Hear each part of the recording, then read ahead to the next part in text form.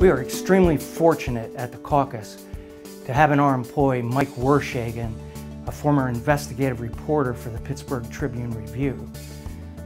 Mike, for a long time, was concerned about the fact that the state's campaign finance database is really user-unfriendly, even to computer-savvy people like him, and incomprehensible to people like me. So Mike embarked on a project to start and build his own database. So we created this database really sort of out of a sense of frustration with the interface that the Pennsylvania Department of State provides. There's a limit to not necessarily what you can search for, but the format that it spits it back out in. It's not the most usable.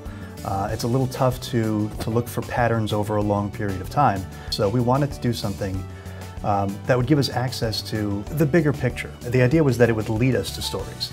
It would allow us to see patterns that we wouldn't otherwise see and to follow those leads to places we might not otherwise go. The data isn't the story. The data is often a map to the story, and that's what we tried to create here. These things that would have taken us forever before, we can now do in running a query in a minute and a half.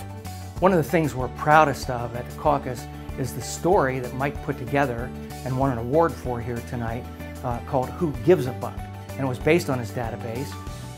It looked at contributions since the year 2000, and unlike any other campaign finance stories you see out there, it provides perspective. We were able to very quickly come up with total donations to the legislative leaders and to the gubernatorial candidates. And what we found really jumped out at us. I mean, when we topped $300 million, I was just blown away.